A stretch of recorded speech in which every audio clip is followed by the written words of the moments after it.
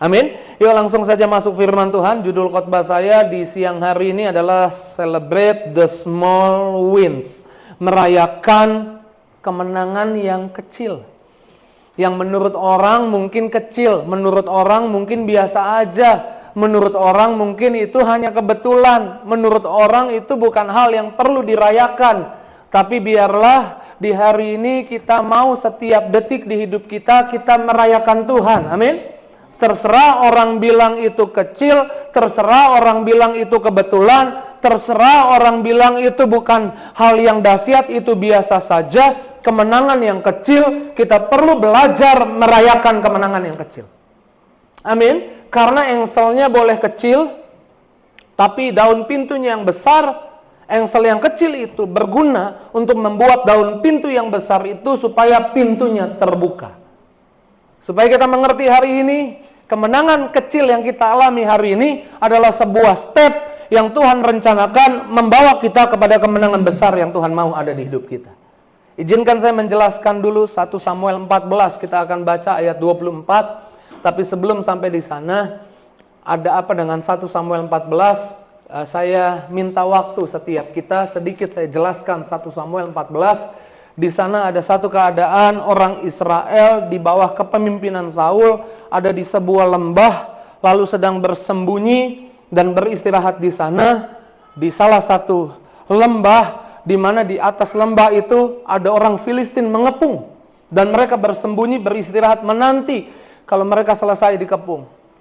Tapi kemudian anaknya Saul yaitu Yonatan, sebelum sampai di ayat 24 saya akan jelaskan di ayat atasnya, kalau kita baca nanti terlalu banyak. Sebelum sampai di ayat 24 ada Yonatan, di mana Yonatan berkata dalam hatinya, kita perlu membawa pembawa pedangnya, bilang kita perlu menampilkan diri kita kepada musuh, kepada lawan. Kalau mereka bilang naik ke atas ini biar kami pukul habisi kalian, berarti kita akan naik karena Tuhan akan kasih kemenangan. Tapi kalau kalau musuh bilang kami akan turun ke sana, lebih baik kita sembunyi karena akan ada kekalahan. Dan kemudian Yonatan memanggil pembawa pedangnya. Sebelum sampai di ayat 24 kita buka dulu ayat yang ke-6. Di 1 Samuel 14 ayat 6 di sana dikatakan seperti ini. Berkatalah Yonatan kepada bujang pembawa senjatanya, mari kita menyeberang ke dekat pasukan pengawal orang-orang yang tidak bersunat ini. Mungkin Tuhan akan bertindak untuk kita. Sebab, yuk bagian ini baca sama-sama. 2, 3. Sebab bagi Tuhan tidak sukar untuk menolong, baik dengan banyak orang maupun dengan sedikit orang. Saya ulang, buat Tuhan gak sukar untuk buka pintu, untuk saudara utang melunas, untuk saudara alami hal-hal dahsyat di rumah tangga, di keluargamu, baik dengan resource yang saudara lihat, sumber yang saudara lihat banyak ataupun sedikit. That's why di siang hari ini kita perlu belajar celebrate the small wins. Kelihatannya kecil, tapi kita akan merayakan karena lewat yang kecil pun Tuhan bisa buat kemenangan di hidup kita. Amin. Kemudian Yonatan menunjukkan dirinya dan kemudian pasukan Filistin bilang, naik kamu ke atas biar kami hajar kalian, biar kami habisi kalian. Hanya Yonatan dan pembawa pedangnya hanya berdua. Kemudian mereka naik ke atas dan mereka mengalahkan 20 orang. Kemudian Saul mendengar bahwa ada huru-hara, mereka keluar dari persembunyian lawan pasukan Filistin. Kemudian beberapa orang dikalahkan dan mengalami kemenangan. Tapi belum seluruh orang Filistin dikalahkan. Mungkin hanya sebagian kecil saja hari itu dikalahkan.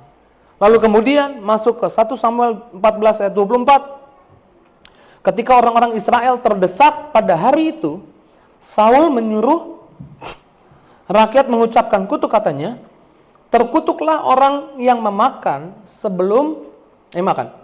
sesuatu sebelum matahari terbenam dan sebelum aku membalas dendam terhadap musuhku. Sebab itu tidak ada seorang pun dari rakyat yang memakan sesuatu. Saya mau saudara mengerti, jangan merayakan sesuatu sebelum kemenangannya komplit. Jangan merayakan sesuatu sebelum kemenangannya selesai sempurna. Jangan rayakan apa-apa, jangan makan apa-apa sampai semuanya full sempurna. Memang dunia merayakan sesuatu pasti sampai selesai. Nggak mungkin saudara nonton sepak bola, kemudian baru menit ke-10, saudara sorak-sorai, saudara bilang timku menang, padahal masih ada 2 kali 45 menit harus selesai. Kita terbiasa dunia merayakan sampai pertandingannya selesai, sampai semuanya selesai. Saul bilang, sebelum orang Filistin semuanya dikalahkan, jangan rayakan sesuatu, jangan makan sesuatu. Tapi Yonatan berbeda. Ketika mereka kemudian berjalan menuju ke hutan, Yonatan mendapati di tanah ada sarang madu yang jatuh. Dan kemudian Yonatan ambil kayu dan kemudian mencicipi itu. Lalu semua rakyat bilang, bukankah Saul bilang jangan kita makan apa-apa sampai kemenangannya sempurna. Tapi Yonatan enggak. Yonatan mengecap madu itu, nanti saudara baca di 1 Samuel 14. Dan setelah Yonatan mengecap madu itu, ayatnya bilang begini, mataku telah menjadi terang kembali. Jadi matanya tadinya terang, tapi lewati peperangan mulai sayu, tapi ketika mengecap madu itu menjadi terang kembali. Yonatan memilih untuk merayakan kemenangan yang walaupun belum sempurna, walaupun kecil, dan merayakan kemenangan yang kecil itu membuat matanya terang kembali. Saul beda. Saul bilang nanti kalau kemenangannya sempurna baru kita rayakan. Banyak orang hari-hari ini punya sikap sama kayak Saul. Saya belum bisa bahagia kalau semuanya belum sempurna, kemenangannya belum sempurna. Ada hal yang penting ketika kau celebrate the small wins. Saudara perlu merayakan kemenangan yang kecil. Jangan tunggu sampai semuanya sempurna, sampai semuanya selesai, sampai semuanya udah pulih, sampai semua sakit dinyatakan sembuh total, baru saya bisa bersorak-sorai. Kalau Yonatan enggak. Yonatan bilang, walaupun kemenangannya kecil, aku harus rayakan Tuhan. Jangan pilih ketika, jangan tergoda sama seperti Saul. Yang akhirnya Saul bertanya kepada pasukannya, kalau saudara ikuti kisah ini, bertanya sama pasukannya, kenapa kita enggak menang peperangan banyak? Lalu Yonatan bilang, ini salah kamu. Kepada ayahnya bilang, karena kamu enggak mengizinkan pasukan ada yang makan, sehingga mereka kelelahan. Kamu enggak mengizinkan ada perayaan, sehingga mereka kelelahan. Lalu saya googling, saya dengar banyak orang bicara, celebrate the small wins di YouTube, saudara boleh dengar banyak di sana. Lalu saya simpulkan, secara psikologi pun sangat penting saudara bisa merayakan the small wins. Secara psikologi pun sangat penting. Kenapa? Kalau saudara udah pulang kerja, kemudian saudara sibuk dengan apa yang belum saudara buat, ini saya belum ini, targetnya belum selesai. Itu adalah jebakan iblis yang membuat saudara situasi hatimu merasa saudara belum buat apa-apa. Masih banyak yang belum dibuat. Itu bisa mempengaruhi semua sel-sel di tubuhmu jadi kelelahan, jadi kecapean. No wonder hari berikutnya engkau bangun pagi, engkau melakukan hari di hari itu bukan dengan keadaan yang segar, semangat, bersukacita untuk raih kemenangan yang berikut yang Tuhan kasih, tapi engkau akan kelelahan. Itu yang terjadi di 1 Samuel 14. Saul bilang jangan rayakan dulu sebelum kemenangannya selesai. Tapi Yonatan mengecap. Alkitab bilang, kecaplah dan lihatlah. Amin. Waktu dia mengecap, matanya jadi terang. Dia punya kekuatan yang baru. Kenapa saudara perlu merayakan yang kelihatannya bukan apa-apa? Setidaknya saudara datang ke tempat ini, rayakan. Saudara masih bisa bernafas tanpa tabung oksigen. Rayakan Tuhan. Kadang mungkin kita perlu pergi ke rumah sakit dan lihat banyak orang bahkan untuk nafas beli oksigen. Saudara pagi-pagi bisa merayakannya. Amin. Jangan tunggu sampai kemenanganmu sempurna, lalu saudara baru merayakan Tuhan. Rayakan kau bisa bernafas. Kenapa penting untuk merayakan kemenangan yang kecil? Supaya saudara bisa merasa sebagai pemenang. Saudara setelah memenangkan sesuatu walaupun itu kecil. Karena iblis akan giring saudara sama seperti dia menggiring Hawa dan Adam. Karena yang terjebak oleh jebakan iblis pertama Hawa, makanya saya balik Hawa dan Adam. Habis Hawa ajak Adam. Untuk fokus pada apa yang mereka nggak punya. Padahal yang nggak punya cuma satu buah yang nggak boleh dimakan, buah pohon pengetahuan yang baik dan jahat. Kejadian 2 ayat 16, semua pohon buahnya boleh dimakan. Yang mereka nggak punya cuma satu. Tapi dibawa fokus sama apa yang mereka nggak punya. Saya belum sampai di target ini. Rumah tangga saya belum bahagia, Pak. Kalau belum punya anak. Hari-hari ini banyak jemaat maju ke depan minta didoakan untuk punya anak. Saya bukan bilang lupakan untuk punya anak, bukan begitu. Bahkan tim saya di depan ini 3 tahun nikah nggak punya anak. Doa sama Tuhan nggak punya anak. Istrinya divonis nggak mungkin punya anak. Tapi ketika doa, kemudian Tuhan buat mujizat, sekarang udah punya anak. Anakmu umur berapa sih? 6 bulan. Di Bandung 9 tahun gak punya anak, udah desperate, putus asa, tapi kemudian mau angkat anak, tapi kemudian ketika dia berharap sama Tuhan, dia dinyatakan hamil dan sekarang anaknya udah usia 2 tahun. Saya bukan bilang lupakan, kalau saudara pengen punya anak lupakan, bahagia aja gak punya anak, bukan itu. Tapi saya mau saudara bisa merayakan kemenangan yang saudara punya hari ini. Sekalipun kau belum punya anak, kemenangan rumah tanggamu rasanya belum lengkap, bukan berarti engkau nggak bisa bahagia. Berbahagialah sekalipun engkau nggak punya anak, engkau punya suami, engkau punya istri. Rayakan engkau punya suami, engkau punya istri. Maka ketika engkau bisa merayakan itu, walaupun belum punya anak, engkau bisa bahagia. Ketika engkau bahagia, hati yang gembira adalah obat. Sel-sel tubuhmu jadi sehat. Tinggal tunggu waktunya, Tuhan akan kasih anak di hidupmu. Amin. Jangan tunggu sampai semuanya sempurna, baru saudara rayakan Tuhan. Saya tulis di status Instagram saya kemarin, karena Tuhan kasih hikmat ini. Terserah orang bilang lebay, terserah orang bilang kebetulan, terserah orang bilang padahal hal biasa aja, kemenangan kecil bukan apa-apa. Tapi kita akan merayakan tiap detik di hidup kita, karena kita tahu tiap detik di hidup kita Tuhan menaruh kebaikan di sana. Amin. Amin. Kita nggak mau tunggu sama seperti, kita nggak mau punya sikap sama seperti Saul, menunggu sampai lengkap, sampai sempurna kemenangannya. Musa di padang gurun bawa 2 juta lebih orang Israel kehausan. Waktu mereka haus, Musa dan Harun datang kemudian ke kemah Tuhan. Waktu mereka lihat di kanan kiri nggak ada air, kering semua, mereka datang ke kemah Tuhan. Sujud, mereka menyanyi, mereka mempersembahkan korban buat Tuhan. Saudara harus bisa bernyanyi ketika keadaan kelihatannya masih kering. Kemudian Tuhan kasih perintah, kumpulkan jemaah Tuhan. Jemaat apa jemaah? Hai jemaah. Sama ya kayaknya. Sama aja. Kumpulkan jemaat Tuhan di depan Bukit Batu. Di Bukit Batu itu dipenuhi dengan pasir kering. Tapi ucapkan, suruh keluar air. Walaupun Musa nggak ikut perintahnya, Musa ketuk, Musa pukul.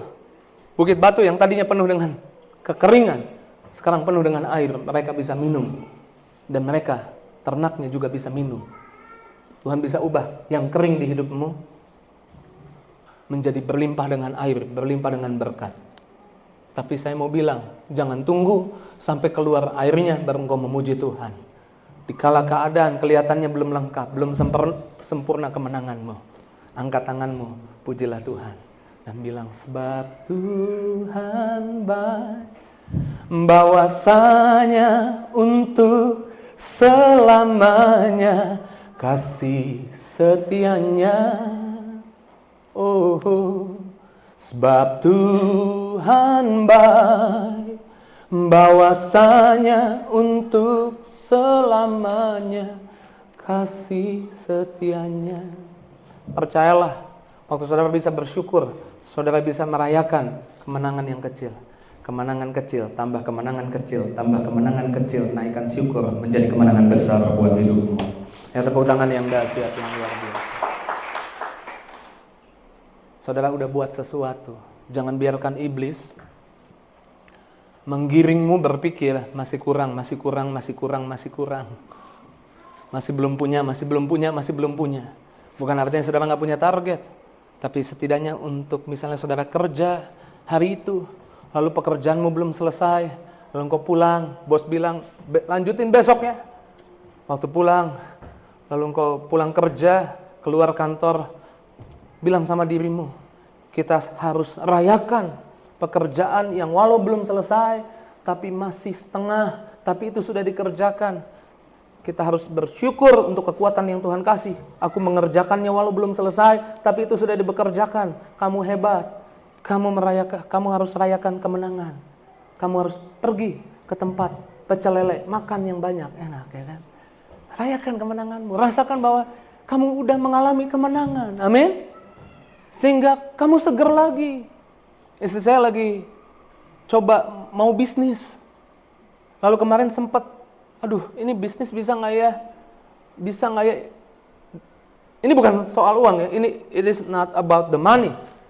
Saya kan pernah bilang, orang Kristen kerja bukan karena uang. Orang Kristen kerja karena dalam dirinya ada roh Allah yang terus bekerja. Karena ada roh Allah yang kreatif. Yang nggak bisa diam lah, dia nggak bisa biasa aja, dia pasti pengen buat sesuatu, bukan supaya dapat uang. Tapi karena dia ada yang harus bergerak di hidupnya, ada berkarya, Tuhan mau menyatakan karyanya lewat hidupnya. Lalu dia sempat, aduh bisa nggak ya, bisa nggak ya? Tadi pagi saya bilang, karena saya susun bahan ini, saya bilang, setidaknya kamu bisa merayakan, kamu punya ide, orang lain mungkin nggak punya ide. Kamu punya impian, kamu udah ada step-stepnya di pikiranmu, rayakan itu, amin. Jangan tunggu sampai total baru rayakan. Musa, Harun di padang gurun, masih kering. Mereka naikkan syukur. Tanah yang kering, padang pasir, berubah jadi air. Amin. Saya doa saudara mengerti hal ini. Bahkan saya suka nih, di Yesaya 54 ayat 1. Yesaya 54 ayat 1. Yesaya 54 ayat 1. Sampai di titik ini saudara mengerti dan diberkati. Yang mengerti diberkati boleh angkat tangannya. Boleh saya lihat dulu, boleh tepuk tangan dulu, aplaus yang dahsyat buat Yesus. Celebrate the small wins. Bersorak-sorailah hai si mandul. Stop. Mandul artinya nggak produktif. Mandul artinya belum membuat sesuatu. Mandul artinya belum menghasilkan, tidak menghasilkan. Tapi Alkitab bilang bersorak-sorailah hai yang super produktif. Enggak. Bersorak-sorailah hai yang melahirkan banyak. Enggak. Alkitab bilang kalaupun kamu masih mandul, kamu harus bisa bersorak-sorai. Alkitab yang bilang. Yang tidak pernah melahirkan, bergembiralah. Kemarin saya khotbah di Boston, saya bilang sama anak-anak muda, bersyukur, celebrate Jesus in your life, merayakan Tuhan, dan ucap syukur untuk apa yang kamu punya, adalah benih dari kebahagiaan. Kalau orang depresi, stres, tertekan, benihnya pasti awalnya adalah kurang bersyukur. Kurang bersyukur adalah benih dari stres, depresi, tertekan. Hai yang mandul, bergembira. Yang gak pernah melahirkan, bergembira. Bersorak-sorai, memekiklah. Memekiklah tuh, oh haleluya. Gitu. Belum dapat apa-apa, sorak-sorai. Kenapa? Karena setelah sorak-sorai, Alkitab bilang, hai engkau yang tidak pernah menderita sakit bersalin. Sebab yang ditinggalkan suaminya akan mempunyai lebih banyak anak daripada yang bersuami. Wow. Haleluya. Saya menikah Pak, udah 5 tahun, belum punya anak. Bukan artinya kamu gak bisa bahagia, berbahagialah. Justru kalau kamu sibuk sama, belum punya di hidupmu, kamu terjebak kejadian 3. Iblis bilang, gak bisa kan, kamu gak punya buah pohon pengetahuan, gak bisa dinikmati, kamu gak punya itu. Jadi sibuk sama itu, dan akhirnya jatuh dosa. Bersungut-sungut, marah-marah, gak bisa bahagia. Bersyukur kamu punya suami, bersyukur kamu punya istri. Amin. Dan ketika kamu bersyukur, hatimu gembira, hatimu bahagia. Kau merasa udah punya. Ketika bahagia, sel-sel tubuhmu sehat. Sel-sel tubuhmu sehat, tinggal tunggu waktunya istri mau ngandung, punya anak lebih banyak. Amin. Bahkan saya suka ayat 2 bilang apa di sana? Ayat 2 bilang di sana apa? Lapangkan tenda kemahmu. Bentangkan tempat tenda kediamanmu, jangan menghemat. Panjangkan tali kemahmu, pancangkanlah kokoh patok-patokmu. Ayat 3-nya bilang apa di sana? Sebab engkau akan mengembang ke kanan dan ke kiri. Sebab engkau akan mengembang ke kanan ke kiri. Kalau gitu saya boleh makan yang banyak Pak, supaya mengembang ke kanan, ke kiri. Bukan itu maksudnya. Boleh makan yang banyak nggak? Boleh. Olahraganya yang banyak juga ya. Larinya yang banyak juga. Engkau akan mengembang ke kanan, ke kiri apa? Engkau akan tambah kebahagiaannya. Engkau akan tambah sukacitanya. Engkau akan tambah berkatnya. Jangan lupa, itu ayat 3. Ayat 1 bilang apa? Waktu belum ada apa-apa, bersoraklah. Waktu belum sempurna kemenanganmu, jangan tunggu sampai sempurna. Bersoraklah, menyanyilah buat Tuhan. Amin. Ketika engkau bisa celebrate the small wins, the small win plus the small win plus the small win, the big wins will come in your life. Amin. Akan datang di hidupmu. Bilang kanan kirinya, rayakan kemenangan kecil sekalipun.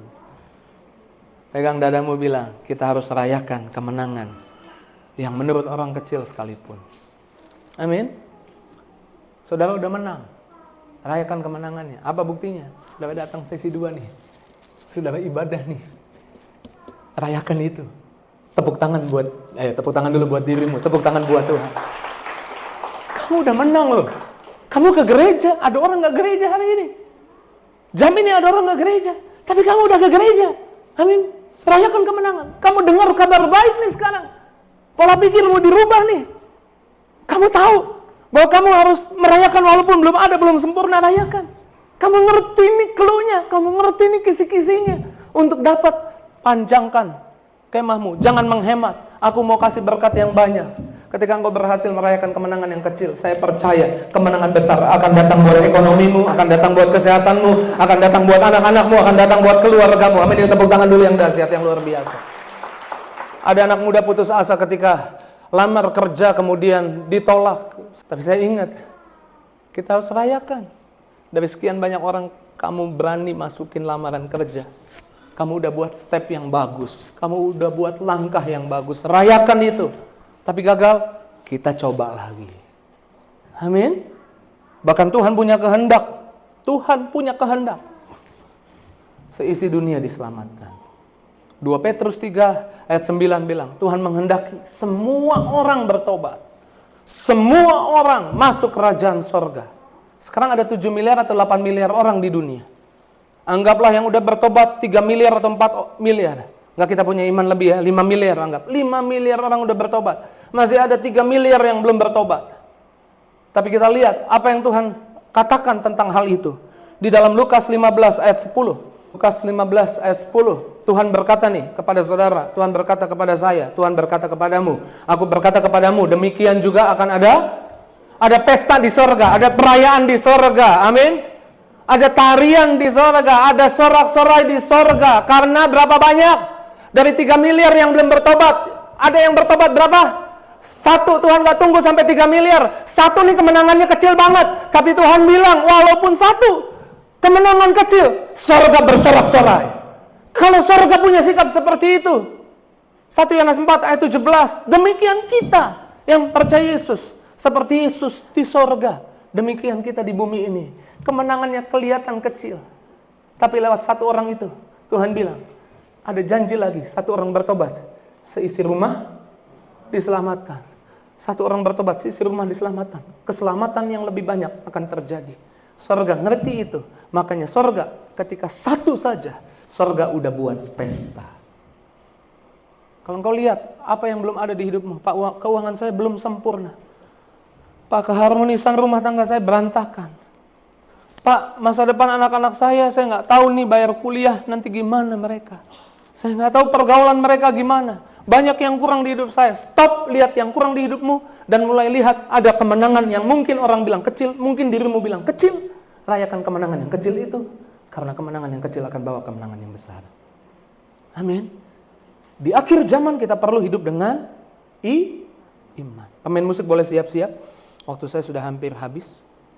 Hidup dengan iman. Hidup dengan iman itu, coba Ibrani 11 ayat 1. Iman itu apa? Adalah dasar dari segala sesuatu yang kita harapkan dan bukti dari sesuatu yang tidak kelihatan. belum sempurna, belum lengkap kemenangannya, belum sampai seperti yang saya mau, belum sempurna, belum lengkap. Tapi kita hidup dengan iman, kita percaya akan sempurna, akan lengkap, walau belum lihat. Makanya karena kita percaya, walau belum lihat akan lengkap, akan sempurna, kita bisa naikkan syukur. Yesus bilang sama Thomas, berbahagia orang yang melihat aku dan percaya. Tapi lebih berbahagia. Sama-sama bilang lebih berbahagia. Tuhan mau saudara lebih bahagia. Tuhan mau saudara lebih banyak lagi berkatnya. Lebih berbahagia. Mereka yang gak lihat, mereka belum lihat, masih padang gurun, belum ada air, masih belum lengkap kemenangannya, tapi udah sorak-sorai, udah merayakan, berbahagia mereka yang tidak melihat namun percaya. Ya, tepuk tangan yang dahsyat buat Yesus. Give time for Jesus. Lakukan janjinya, kasih waktu buat Tuhan. Kelihatannya belum lengkap, rayakan yang kecil di hidupmu. Coba pikirkan apa yang saudara nggak punya, pikirkan, langsung dapat, ya kan? Belum bayar listrik pak, ada utang belum selesai pak, anak saya. Pikirkan yang saudara punya. Nafas, saudara menang nih datang ke tempat ini, saudara punya keluarga yang baik, rayakan itu, amin. Untuk apa yang saudara nggak punya, hidup dengan iman. Kadang-kadang kelihatannya nggak dijawab, bukan nggak dijawab, tapi Tuhan punya yang lebih baik. Untuk apa yang ada di hidupmu hari ini, kita mau give applause for Jesus. Yuk tepuk tangan sekali lagi yang dahsyat, yang luar biasa. Tak selalu Tuhan menjawab doa, namun Dia beri yang terbaik di waktu yang tepat.